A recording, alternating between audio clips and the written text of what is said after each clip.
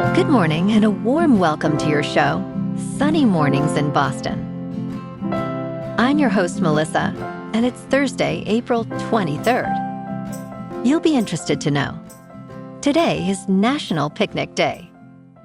This joyful tradition invites friends and family outdoors with blankets, baskets, and easy recipes that turn any patch of grass into a charming gathering. Bring a favorite snack, a frisbee, and a smile. Spread a blanket, savor simple treats, soak up sunshine, and go celebrate this playful day together. So now you know. And now, it's time for the weather report. This morning, there's patchy fog, and it feels like 42 degrees, with 4-mile-per-hour wind. The sunset will take place at 7:34, and it will rise again tomorrow at 5:46. It looks like we're in for some patchy fog before 8 a.m., then mostly sunny with a high near 62, along with a light west breeze, around 8 miles per hour.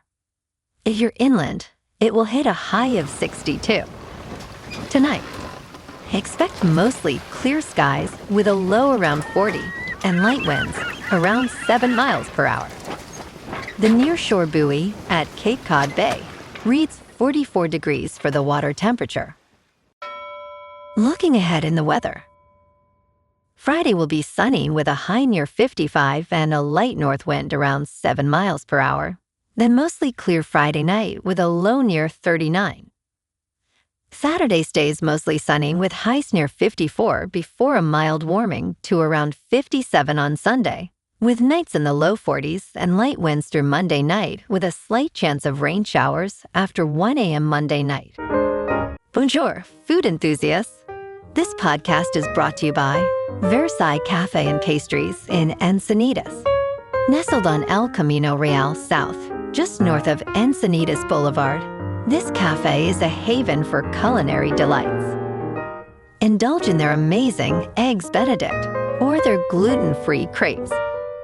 You can grab a panini for lunch or just breeze on through to get your morning coffee. They are open every day from 8 to 5. So stop on by and don't forget to tell them Sunny Morning sent you. In local news, health officials have confirmed that a passenger with measles traveled through Logan Airport's Terminal C after arriving from Fort Lauderdale just after midnight on April 14th. The Boston Public Health Commission reported that this individual was on JetBlue Airways Flight 470 and left the airport in a privately owned vehicle. Anyone who was in Terminal C between midnight and 2:30 a.m. on April 14th may have been exposed to measles, so caution is advised. Currently, there are no other known exposure points in Boston. Unvaccinated individuals who were exposed should contact their healthcare provider and monitor for symptoms for 21 days.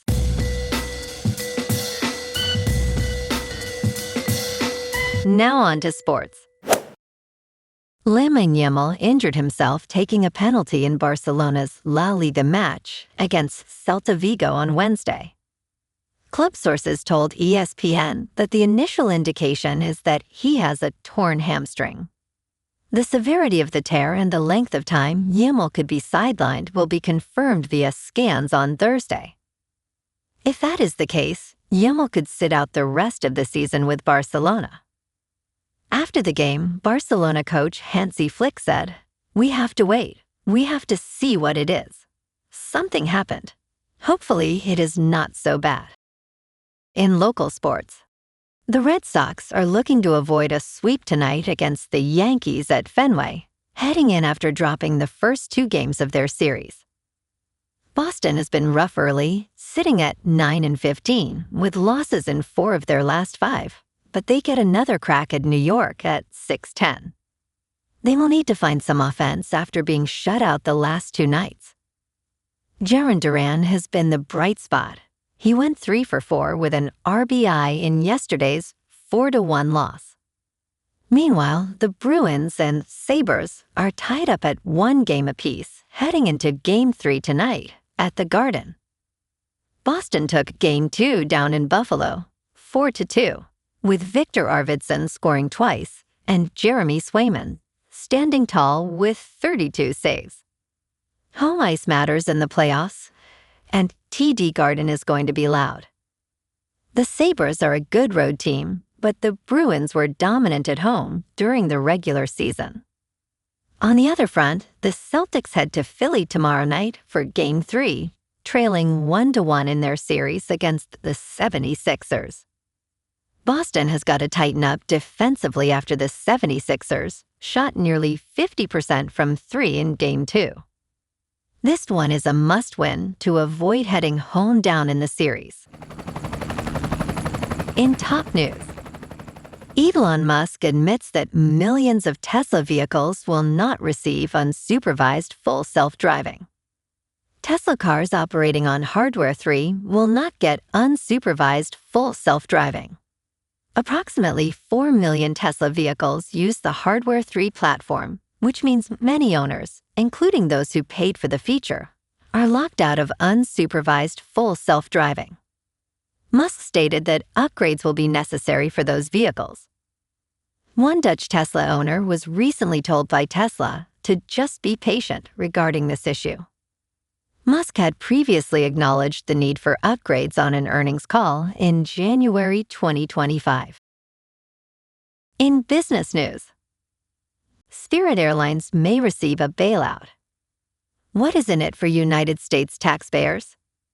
Spirit could receive as much as $500 million, while the United States government would acquire a stake in the struggling airline. Ultra-low-cost Spirit Airlines is battling for survival during a challenging period for airlines, which are reducing flights and increasing fares and fees due to soaring jet fuel prices. This week, President Donald Trump expressed interest in finding buyers for Spirit's parent company, Spirit Aviation Holdings Incorporated. The Wall Street Journal reported that the administration is nearing a rescue deal to lend Spirit the funds in exchange for a stake in the company. In crypto movement, Bitcoin is unchanged at about $78,000. Ethereum is down 1% to about $2,000. And XRP is down 2.5% to $1.42.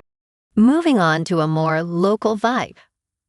In our community spotlight on health and wellness, we are working with a national Pilates studio to bring you some free classes, so listen up.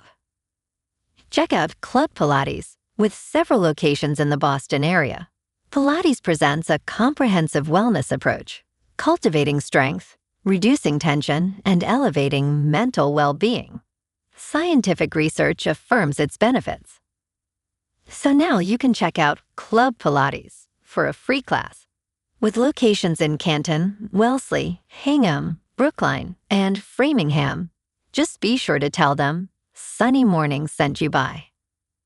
And now, back to the show. Let's talk science. The miracle tree removes 98% of microplastics from drinking water. Moringa is believed to have been used by ancient Egyptians to sterilize water. A millennia-old purification technique could be the solution for Europe's microplastic-contaminated drinking water. In a recent study, seeds from the miracle moringa tree were found to match or outperform their chemical counterpart in filtering out aged polyvinyl chloride microplastics, which are among the most harmful plastic types for human health. The findings could pave the way for a greener alternative for treatment plants. Tiny plastic particles from various sources have been accumulating in global water systems for decades, posing a growing health risk. In 2024, the European Union increased monitoring protocols for microplastics in drinking water. However, last year, researchers cautioned that these tiny particles might be evading detection. The use of moringa for purification is as ancient as it is innovative. With its rapid growth, drought resistance, and low water requirements, the perennial moringa tree offers a promising solution. And in entertainment news, Marquee is shedding light on what happened in Las Vegas. From fears over the Death Star David Ellison is building to Tom Rothman's tirade, all the drama from CinemaCon 2026 is unfolding. Paramount Skydance Chief Executive Officer David Ellison assured that a combined Paramount and Warner Brothers would produce 30 movies a year. After 6 challenging years, movie theater owners arrived in Las Vegas for CinemaCon, feeling optimistic about survival. The box office increased by more than 23%, thanks to recent blockbusters like Project Hail Mary and the Super Mario Galaxy movie. However, anxieties lingered about the power shift from the merger. Well, alrighty folks, it's time for the quote of the day. And today, our quote comes from the American naturalist and author, John Muir. And he said, "In every walk with nature, one receives far more than he seeks." And that's a wrap for this morning. You can check out our Instagram, YouTube, and TikTok for some captivating aerial videos with local news and the weather reports. Have an amazing day, my good friends. We'll see you tomorrow with another episode of Sunny Mornings in Boston.